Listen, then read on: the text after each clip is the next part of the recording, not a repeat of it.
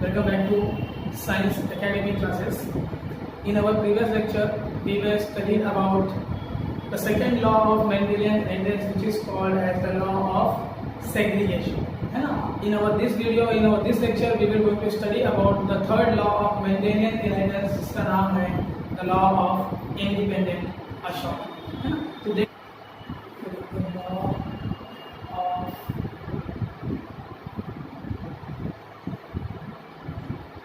independent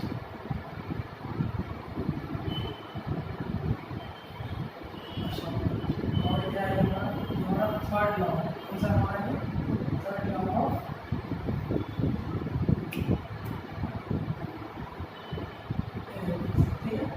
ये law बहुत difficult नहीं है, बहुत इजी है।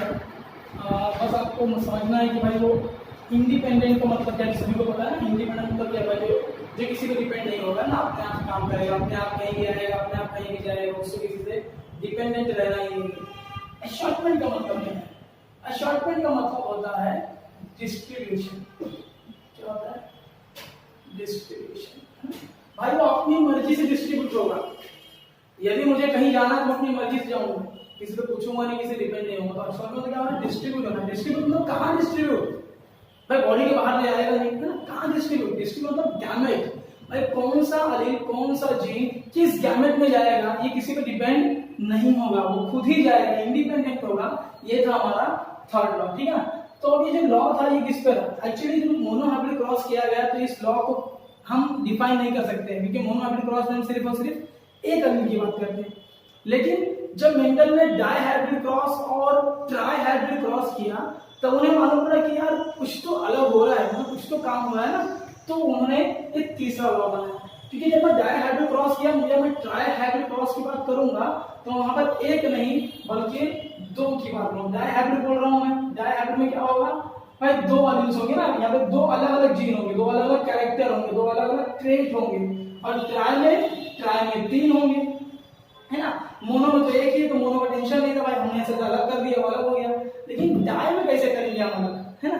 तो जो डाइहाइब्रिड क्रॉस, जो हमारा ये लॉ ऑफ इंडिपेंडेंट असॉर्टमेंट था, it is based on dihybrid और ट्राइहाइब्रिड क्रॉस। मतलब मोनोहाइब्रिड से काम नहीं होगा, इसके लिए आपको डाइहाइब्रिड ट्राइहाइब्रिड समझ में आना ही चाहिए।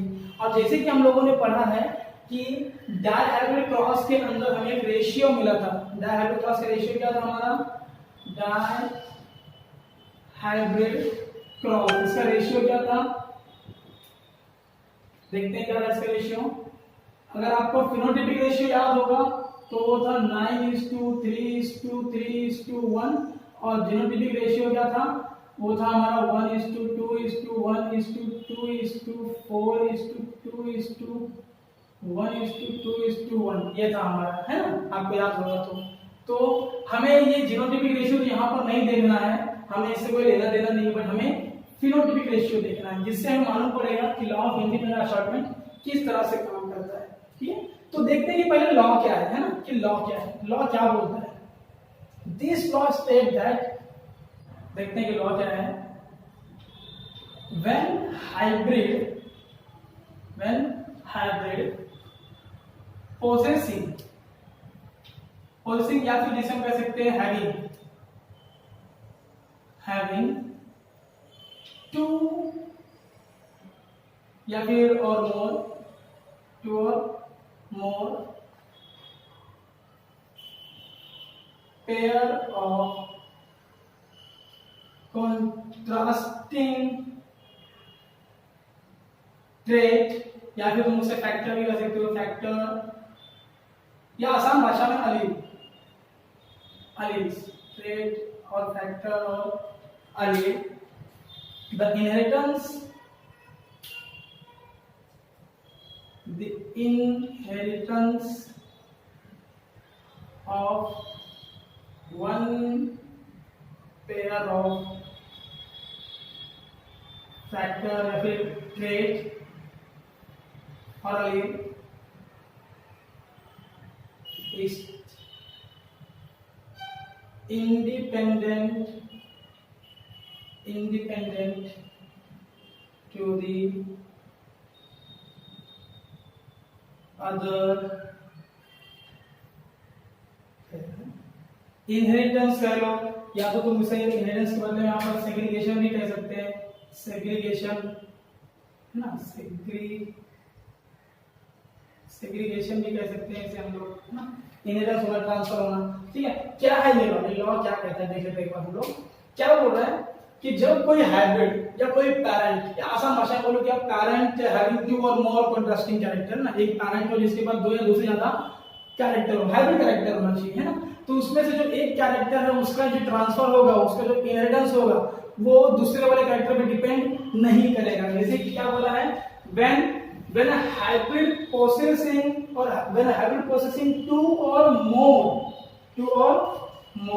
क्लियर नहीं दिख रहा है, 2 or more pair of contrasting factor है ना, अगर 2 या 2 से ज्यादा contrasting factor है अगर उसके पास, अलील है उसके पास, तो इनहेरिटेंस मतलब ट्रांसमिशन या फिर उसका segregation of one pair of factor is independent to the other pair, मतलब एक वाला दूसरे पे डिपेंडेंट नहीं होगा। कैसे, एक एग्जांपल देख लेते हैं कैसे होगा, इसका लॉ को समझने के लिए एग्जांपल देखना पड़ेगा। आपको याद होगा कि हमने डायहेड्रल क्रॉस पढ़ा था, तो हमने देखा था कि इसमें इस तरह का F1 जनरेशन आया था, आपको याद होना चाहिए, है ना। F1 ये क्या था, ये हाइब्रिड था, क्या था ये, हाइब्रिड। कितने कैरेक्टर हैं इसके पास, यहाँ 2 कैरेक्टर हैं, आपको याद होना चाहिए कि ये एक कैरेक्टर था और ये दूसरा, ये येलो के लिए था और ये राउंड के लिए। अगर याद नहीं होगा तो आप लोग मेरा पिछला वीडियो देख लीजिएगा, पिछला लेक्चर देख लीजिएगा, ये राउंड के लिए था। तो यहाँ कितने कैरेक्टर है, यहाँ 2 है ना, 2 से ज्यादा भी हो सकते हैं, जरूरी नहीं 2 ही हो, 2 से ज्यादा भी हो सकते हैं, पर एक पे एप्लीकेबल नहीं होगा। मैंने आपको बता दिया कि मोनोहाइब्रिड क्रॉस पे एप्लीकेबल नहीं हो पाता, लेकिन 2 या 2 से ज्यादा होगा तो होगा। अब हो क्या रहा है भाई, आपको याद होगा कि जब गैमेट बना था तो यहाँ पे 4 गैमेट बने थे, है ना, याद होगा क्या थे वो 4 गैमेट, देखते हैं। एक y स्मॉल y, ठीक है ना, कैपिटल R स्मॉल। अब ये लॉ किस तरह काम करता है, क्या बोलते हैं लॉ, क्या बोलता है, इनहेरिटेंस मतलब ट्रांसमिशन या तो फिर segregation of one pair is independent to the other pair. यदि देखते हैं, पहले गैमेट देखते हैं क्या बनता है।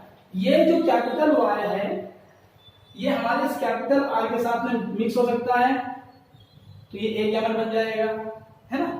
हो सकता है कि कैपिटल वाला Y कैपिटल R से मिक्स ना होकर स्मॉल वाले R से मिक्स हो जाए, तो ये दूसरा गैमेट बन जाएगा। या ये भी हो सकता है कि ये स्मॉल वाला Y इस कैपिटल R से मिक्स हो जाए और ये थर्ड गैमेट बने हमारा, या तो फिर ये स्मॉल वाले R से मिक्स हो जाए और ये हमारा फोर्थ गैमेट बने, है ना। अब ये कैसे ये एप्लीकेबल हो रहा है, जो क्या कह रहा है कि वो इंडिपेंडेंट है, ये डिपेंड नहीं करता, इनका इनहेरिटेंस इनका ट्रांसमिशन डिपेंड नहीं करता। क्यों, मान लेते हैं कि अगर ये जो Y है ये R से डिपेंडेंट होता तो क्या होता, थोड़ा पीछे देख लेते हैं, मालूम पड़ जाएगा। दिस इज अवर पेरेंट, आपको याद होना चाहिए ये हमारा पेरेंट था, है ना, ये हमारा पेरेंट था और ये हमारा F1 जनरेशन आया था, सही है, आपको याद आ रहा है। मान लेते हैं कि अगर ये कैपिटल Y इस कैपिटल R के ऊपर डिपेंडेंट होगा, क्या होगा, डिपेंडेंट, तो जहां कहीं भी कैपिटल Y जाएगा वहां पर कैपिटल R भी जाएगा। और अगर ये स्मॉल y स्मॉल r के ऊपर डिपेंडेंट होता तो जहां कहीं भी स्मॉल y जाएगा वहां पर कैपिटल r जाएगा। इसका ये मतलब है अगर कैपिटल Y इस कैपिटल R पे डिपेंडेंट हुआ होता तो सिर्फ और सिर्फ ये गैमेट बना होता, है ना, और स्मॉल y और स्मॉल r पे डिपेंड हुआ होता तो सिर्फ और सिर्फ ये गैमेट बना होता, है ना। पर ऐसा हो रहा है क्या, नहीं, ये कैपिटल Y इस कैपिटल R पे डिपेंडेंट नहीं है, मतलब ये जो कैरेक्टर है वो इस कैरेक्टर के ऊपर डिपेंड नहीं है। नहीं होने की वजह से वो आजाद है, वो इंडिपेंडेंट है, इसीलिए वो किसी और के साथ भी मिक्स हो सकता है। तो यही था हमारा लॉ ऑफ इंडिपेंडेंट असॉर्टमेंट। क्या था कि जब हाइब्रिड जिसके पास 2 या 2 से ज्यादा पेयर ऑफ कॉन्ट्रास्टिंग कैरेक्टर होंगे, transmission inheritance of one pair, एक पेयर मतलब y का है ना, y एक पेयर हुआ, और फैक्टर इंडिपेंडेंट ये वाला इससे बंधा नहीं है, या ये वाला उससे बंधा नहीं है, ये वाला इससे बंधा नहीं है, ये एक दूसरे से बंधे हुए नहीं है। इस independent to the other pair. अगर बंधा होता तो सिर्फ ये और ये गैमेट बना होता, क्योंकि भाई कैपिटल आर इससे डिपेंड होता और स्मॉल वाई इससे डिपेंड होता, तो दूसरा गैमेट बनता ही नहीं, है ना। एक आसान सी भाषा है। अगर हमारे बॉडी में कितने, हमारे बॉडी में 2 हाथ है ना, दोनों हाथ। तो दोनों हाथ क्या है भाई, दोनों हाथ हमारी बॉडी पे डिपेंडेंट है। जहां जहां बॉडी जाएगी वहां वहां ये हाथ भी जाएंगे, है ना। अगर मैं इसी हाथ को इंडिपेंडेंट कर दूं तो बॉडी अलग हाथ अलग, है ना। तो वो क्या कह रहा है कि जब 2 कैरेक्टर होंगे तो आपस में डिपेंड नहीं होंगे, है ना। फॉर एग्जांपल आप अपने दोस्तों का ले लो कि आप हो और आपके फ्रेंड है, ठीक है, और आप लोग एग्जाम देने जा रहे हो, ठीक है ना, एग्जाम, और अचानक कुछ बीच में हो जाता है, आपका एक फ्रेंड एग्जाम देने नहीं जा रहा, तो क्या आप क्या करोगे कि मैं भी नहीं जाऊंगा? आप तो जाओगे ना, क्योंकि आप उस पर थोड़ी डिपेंडेंट हो, है ना, आप जाओगे। तो वही बात है यहाँ पर भी कि लॉ ऑफ इंडिपेंडेंट असॉर्टमेंट क्या है। अगर जो हमारा लॉ ऑफ इंडिपेंडेंट असॉर्टमेंट है ये भी यूनिवर्सली एप्लीकेबल नहीं है, ये भी यूनिवर्सली एप्लीकेबल नहीं है। देख लेते हैं क्या है, इसे रफ कर देता हूं।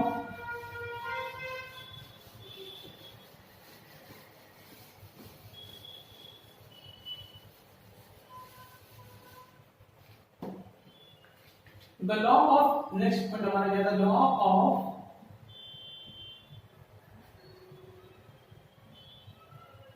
independent assortment is not universally applicable। हाँ भाई, क्या बोल रहा भाई कि ये लॉ हमारे यूनिवर्सली एप्लीकेबल क्यों नहीं है ना। इसके रीजन देखते हैं क्यों ये एप्लीकेबल नहीं है। ये लॉ हर जगह काम नहीं करता। क्यों काम नहीं करता? बिकॉज क्या है, jeans present on same chromosome are linked with each other called linkage, है ना।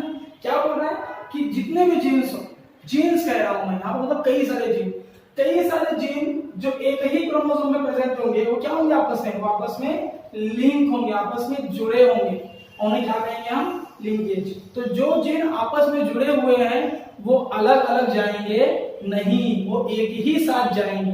तो ये एप्लीकेबल कहाँ होगा, ये एप्लीकेबल कहाँ होगा वो भी बताता हूं मैं आपको। पहले समझते हैं कि एप्लीकेबल क्यों नहीं हो रहा है। कि जो देखते हैं ये एक क्रोमोसोम है, ठीक है, ये हमारा एक क्रोमोसोम है, यहाँ पर हमारे पास ए है, बी, सी एंड डी। यहाँ पे हमारे पास 4 जीन है। कितने जीन है हमारे पास? 4 जीन है। अब यहाँ पर ये जो क्रोमोसोम है ये हमारे वो पेयर ऑफ क्रोमोसोम हो गए, ए बी सी डी, ठीक है ना। चलो हम मान लेते हैं कि जो ए वाला जीन है ये काम करता है हाइट के लिए, बी वाला काम करता है कलर के लिए, है ना। चलो सी वाला काम करता है सी वाला क्या करेंगे हम, हाँ हेयर, इस पे हम स्किन कलर कर देते हैं और इसको हम हेयर कलर कर लेते हैं, ठीक है ना, एग्जांपल लेते हैं हम उन्हीं।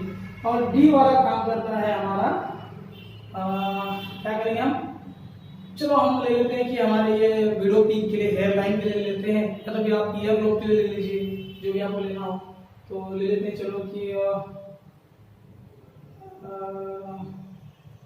लोग हेयर लाइन लेते हैं, हेयर लाइन के लिए, ठीक है। अगर चारों जीन क्या है, ये चारों जीन एक ही क्रोमोसोम पे है ना, ये होमोलोगस क्रोमोसोम है, ये होमोलोगस क्रोमोसोम तो क्या है ये एक ही क्रोमोसोम के ऊपर है चारों के चारों जीन। तो जहां कहीं भी ये जाएंगे ये साथ में ही जाएंगे ना, ये तो अलग अलग जाएंगे नहीं। तो क्या होगा, जब कभी ऐसा कोई जीन एक ही जीन पे एक ही क्रोमोसोम में प्रेजेंट होगा तो वो अलग अलग जाएगा ही नहीं, क्योंकि जहां भी जाने वाले हैं एक क्रोमोसोम के साथ जाएंगे, है ना। वही बोल रहे जैसे कि अगर मेरी बॉडी पे 10 आंखें हों, 1 2 फिर यहाँ पे 3 4 आंखें हों, तो जहां भी मैं जाऊंगा वो सब चले जाएंगे। आंखें क्या है, आंखें जीन है ना। या फिर उंगली ले लो, हमारे एक हाथ में हमारी 5 उंगलियां हैं, 5 उंगली क्या है हमारी, जीन्स है ना, जीन्स। अब जहां पे भी ये हाथ जाएगा, ये हाथ क्या है, हाथ एक क्रोमोसोम है, अब जहां पे भी क्रोमोसोम जाएगा वहां पे पांचों जीन जाएंगे। तो क्या ये पांचों जीन इंडिपेंडेंटली अशॉर्ट हो पाएंगे? नहीं हो पाएंगे, है ना, क्योंकि ये तो डिपेंडेंट है एक दूसरे पे, तो ये अशॉर्ट नहीं हो पाएंगे। क्यों नहीं हो पाएंगे? क्योंकि ये जीन्स आपस में लिंक है, चिपके हुए हैं, है ना। तो ये काम कहां करेगा? ये वही काम करेगा, ये सिर्फ और सिर्फ वही काम करेगा जहां पर जीन्स और कैरेक्टर अलग अलग क्रोमोसोम के प्रेजेंट हो। तो क्या देखा जाएगा? It applicable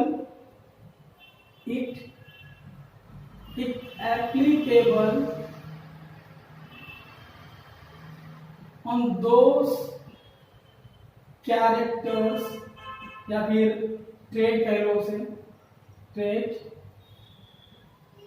which are located, हम उसे प्रेजेंट कह सकते हैं, प्रेजेंट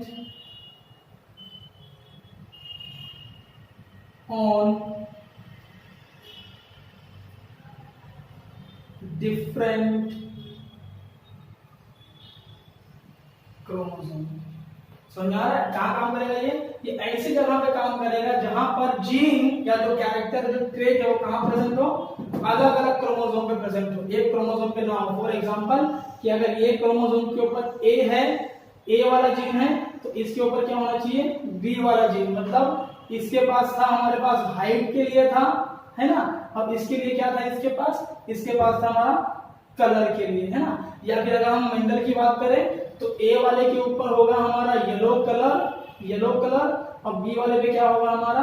राउंड शेप। तो अब ये क्या है भाई? अब ये अलग अलग है ना, अब ये अलग अलग है। ये क्रोमोसोम अपनी मर्जी से जा सकता है कहीं पर भी, और ये क्रोमोसोम अपनी मर्जी से जा सकता है। क्या हुआ यहाँ पर? यहाँ पे जो ट्रेट है, यहाँ पे जो जीन है, यहाँ पे जो अलील है, वो कहां पर है? वो अलग अलग क्रोमोसोम के ऊपर है। क्या है ये हमारा? दिस इज क्रोमोसोम, है ना, वो अलग अलग क्रोमोसोम के ऊपर है। हर क्रोमोसोम का होमोलोगस पेयर होता है, आपको पता होना चाहिए। मैं यहाँ पर एक ही ड्रॉ कर रहा हूँ, उसका ये मतलब नहीं है कि यहाँ पे होमोलोगस नहीं होगा, होमोलोगस होगा। है दिमाग में आपके इतना? तो आपको समझ में आया कि हमारा लॉ ऑफ इंडिपेंडेंट असॉर्टमेंट कहां पर एप्लीकेबल होगा? ये वही होगा जहां पर जीन्स और ट्रेट अलग अलग क्रोमोसोम पे प्रेजेंट होंगे। तो जो हमारे मेंडल ने 7 कैरेक्टर लिए थे ना, कलर लिया था, हाइट लिया था, शेप लिया था, तो वो सभी क्या थे? हमारे अलग अलग के ऊपर प्रेजेंट थे। जो साथ में प्रेजेंट होंगे वो इंडिपेंडेंटली अशॉर्ट नहीं हो सकते। क्यों नहीं हो सकते? क्योंकि अगर वो सेम क्रोमोसोम में प्रेजेंट है तो क्या होंगे? लिंक होंगे, और लिंक होने की वजह से वो सेग्रीगेट होंगे, इंडिपेंडेंटली सेग्रीगेट होंगे नहीं। आया? हाँ, अगर किसी एक क्रोमोसोम के ऊपर भी 2 जीन प्रेजेंट है और वो सेग्रीगेट कर रहा है, मतलब वो इनहेरिटेंस कर रहा है, इंडिपेंडेंटली इनहेरिट कर रहा है, तो वो सिर्फ और सिर्फ एक ही वजह से करेगा, वो होगा रिकॉम्बिनेशन। तो क्या होगा? Recombination is the only way of independently segregation of this genes present on the same chromosome. अगर वो वहां पर किसी एक क्रोमोसोम में अगर 4 जीन प्रेजेंट है और उनके बीच में अगर रिकॉम्बिनेशन हो जाता है तो ही वो एक दूसरे से अलग हो पाएंगे, अदरवाइज वो अलग होंगे नहीं। ओके, सो ये था हमारा law of independent assortment. Thank you.